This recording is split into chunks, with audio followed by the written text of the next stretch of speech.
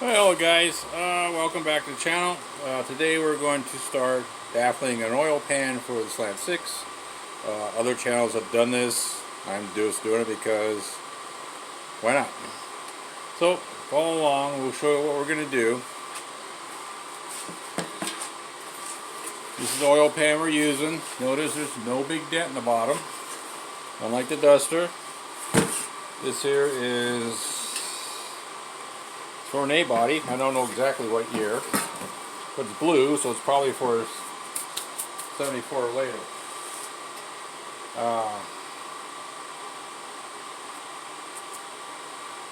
Man tea. Ooh.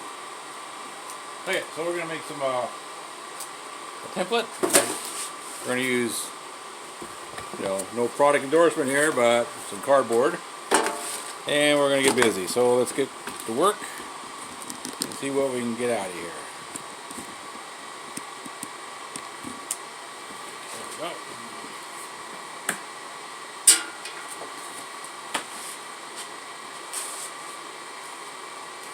go. And my tape measure seems to have disappeared, so we're going to use, adjustable square.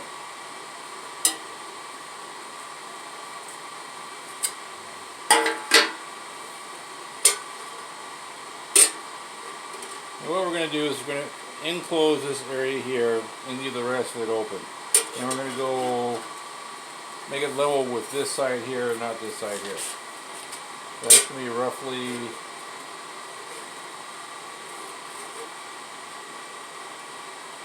10.5 inches by 8.25.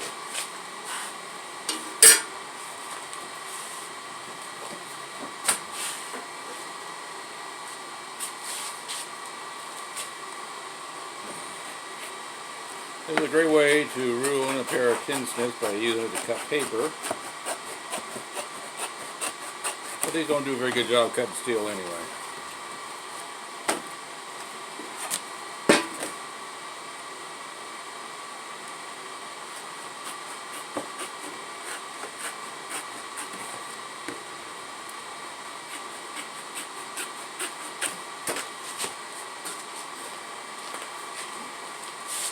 For the mess up. And you know there's going to be one. Because there always is.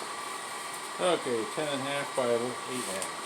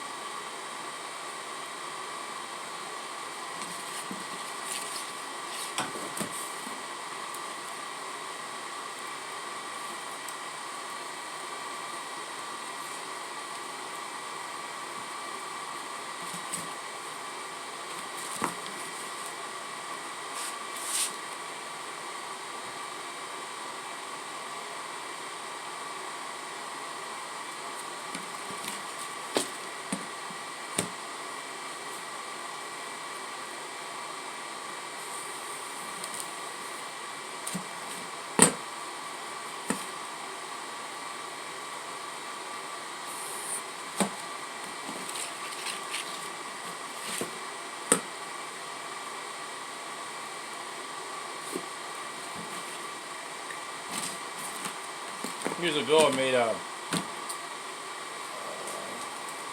winch tray and a splash shield for my dart, the engine I had in the dart at that time, and I was looking online for an inspiration on how to do it, and I ran across the oil pan for a Jaguar XKE 3.2 and 3.8 and 4.2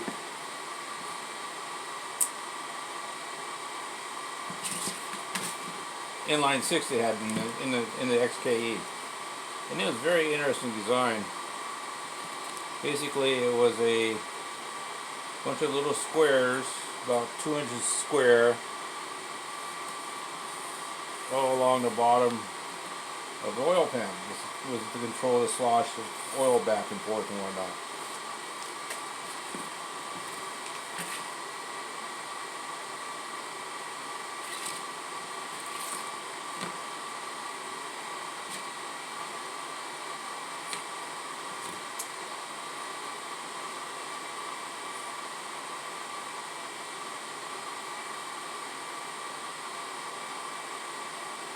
And I thought, well, how can you do that until, in Slant 6? You got to cut the bottom of the oil pan out. But the difference between, say, the Jag and an A-body Chrysler is that the Jag, the engine sits behind the front cross member. On an A-body, Chrysler A-body, it sits above the cross member. So there's no way to do that, basically, on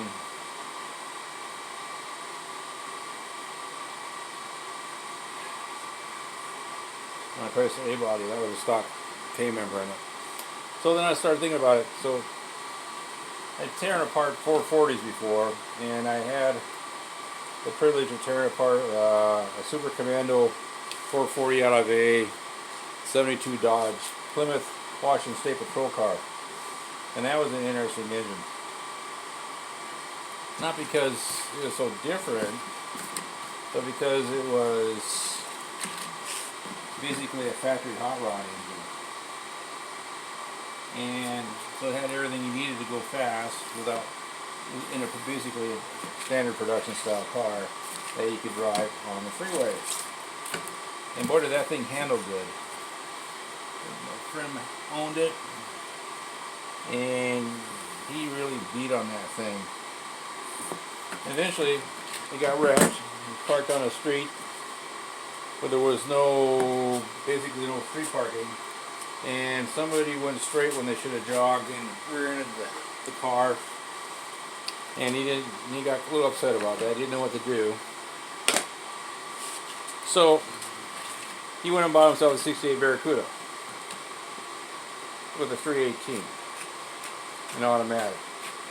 And basically we stuck the engine transmission out of that Washington State Patrol car, dropped it in the Barracuda. And then we put an 8 3/4 axle in it from the junkyard. And I think it had 321 gears in it. And this thing became basically extremely fast car. With really no work on it. I mean, basically the only work he did on it was he put roll headers on it, because back in 1978 nobody made under chassis headers for 440 in a Barracuda, and a torquer manifold with a 780 Holley vacuum secondary on it. Pretty standard stuff for back in 1978. And that thing would haul ass. He never raced it. He did take it on the freeway once, on I-5. Back in 1978 you could do this because there was no traffic in I-5. And he floored the damn thing. And the stock speedometer in a Barracuda, I think, went up to 120 miles an hour. And he buried that speedometer until it was coming around back to zero. And he didn't let up until he ran out of straight. Amazing car. To make a believer of a big block into an A-body for anybody who has never done it. The biggest problem was the fender well headers. They'd rub the tires, so you couldn't put decent sized tires in the front. So you couldn't run other than, little skinnies. And we figured it out. We got it set up so you could run a decent sized tire on it. But talk about a car. Okay, a template.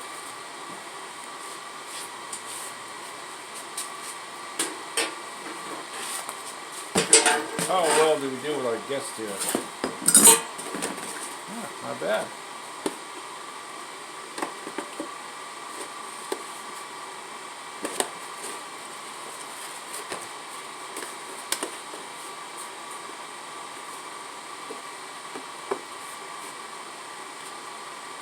Now we get to whittle it out so it fits.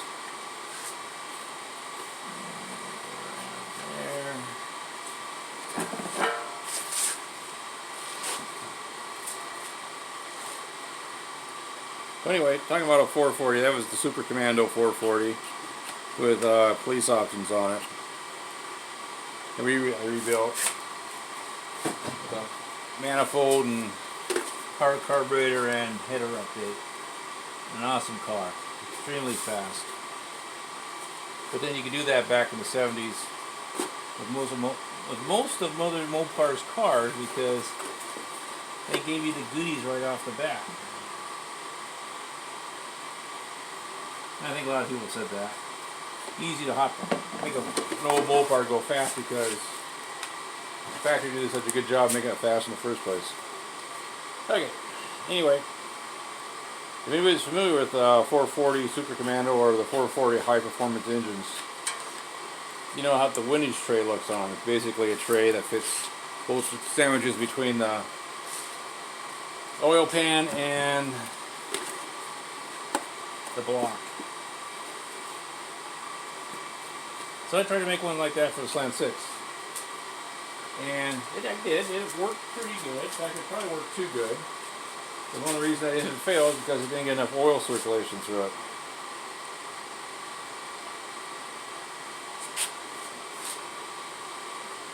So parts that are supposed to be splash oiled didn't get splash oiled, blah blah blah, stuff like that.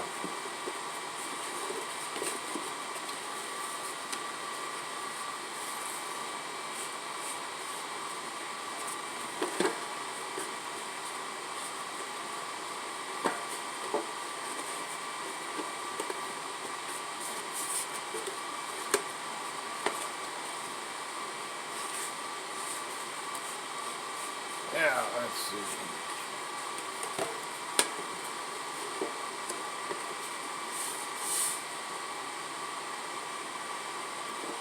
Some people do a really crappy job of doing this. Got that too far.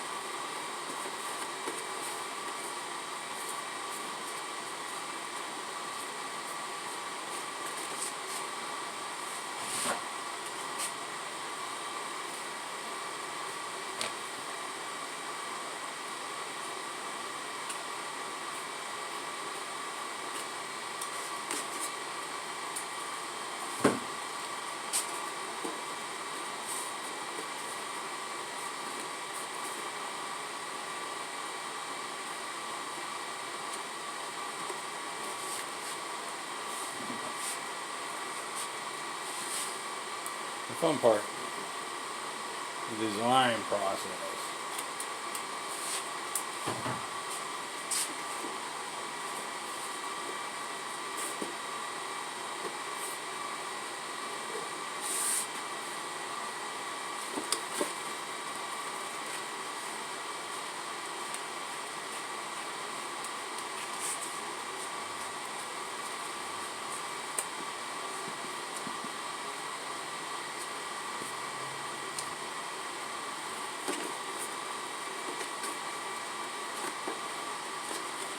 Sure Uncle Tony be frowning at me right now.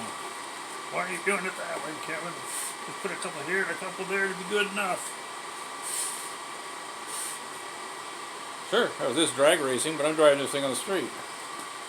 And it goes around corners, so you want to make sure the oil doesn't run up the sides here more than it needs to. Part of oil control.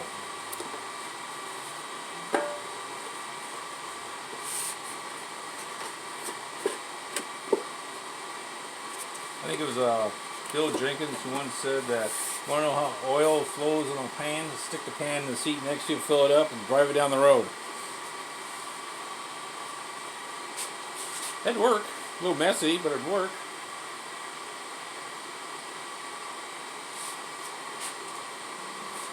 I don't want to be that messy.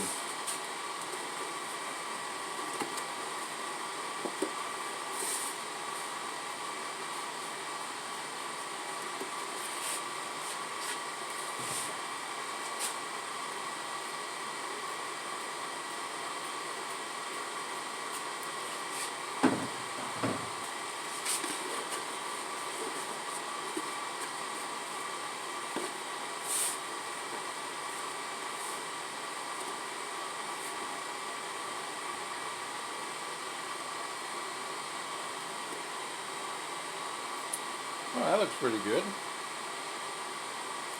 Need to add a little bit more there.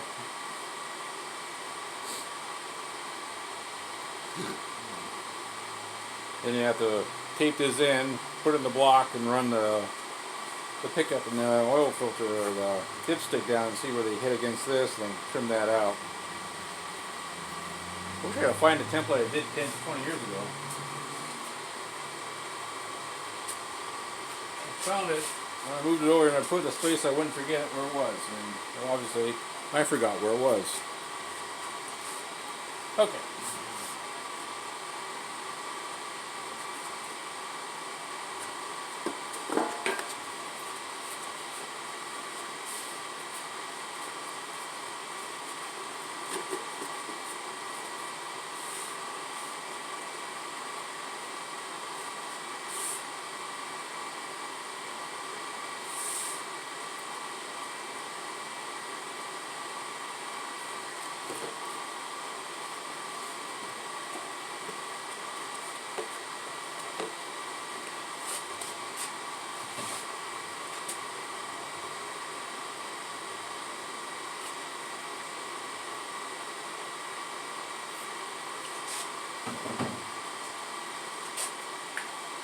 And since this is going to be a turbocharged engine, we got to put a hole in there for the frame back and the turbo.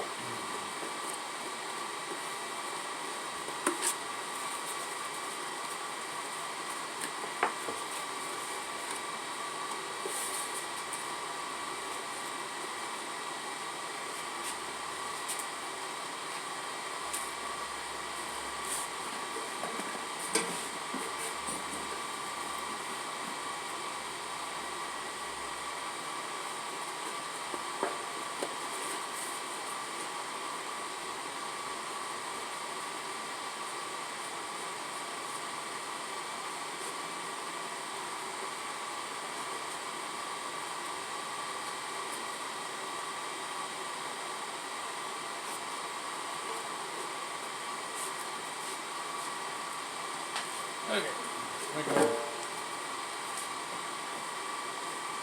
another template of cardboard. A lot easier than trying to do it out of steel.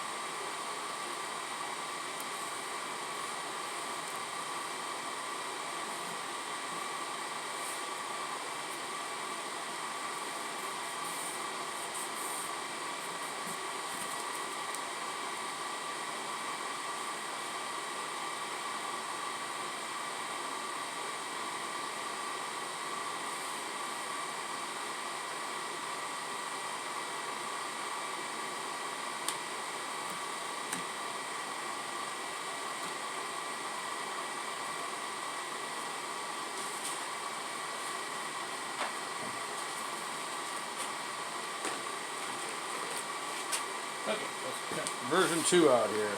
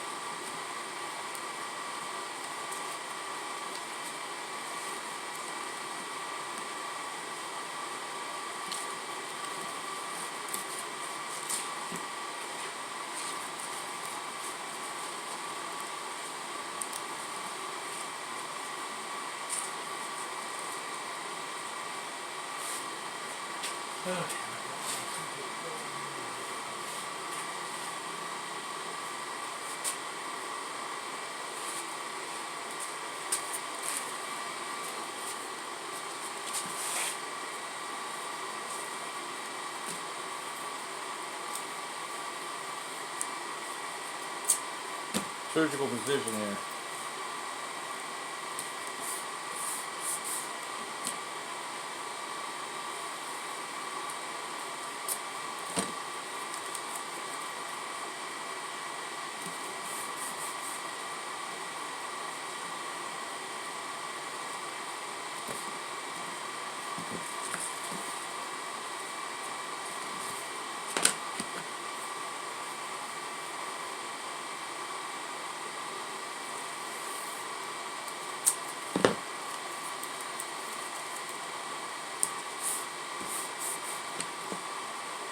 This fixes oops. Just like when you do wallboard in your house.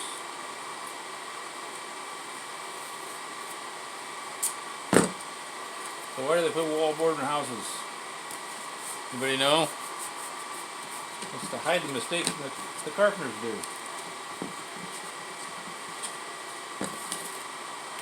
And I'm sure I have at least one carpenter out there who's going to say, "Oh no, that's not true." But we know.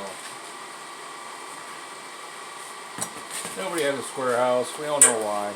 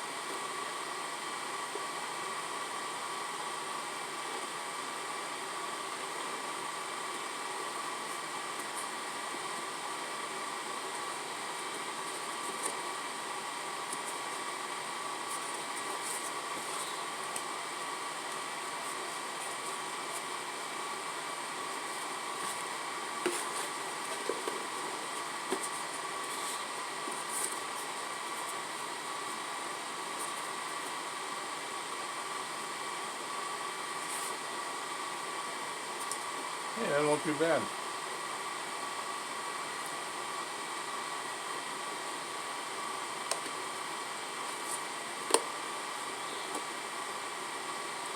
Not too bad.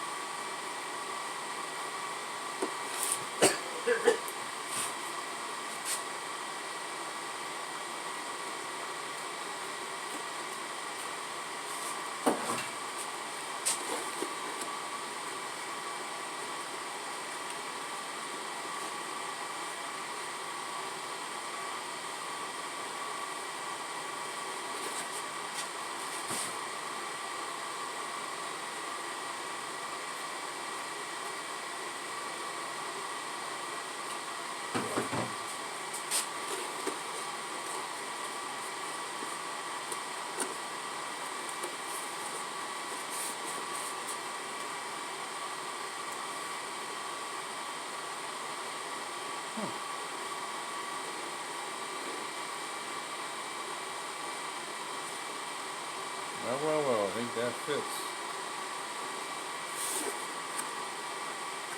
Right where I want it to. course, we're going to have a big hole right here for the pickup to go in. Another hole over here for the dipstick to go down through. That seals that up pretty nice. Yeah, I think I like that. So, I'm cleaning out the oil pickup so I don't have a messy thing to stick my engine. So we'll be back later, and thanks for watching it, and goodbye.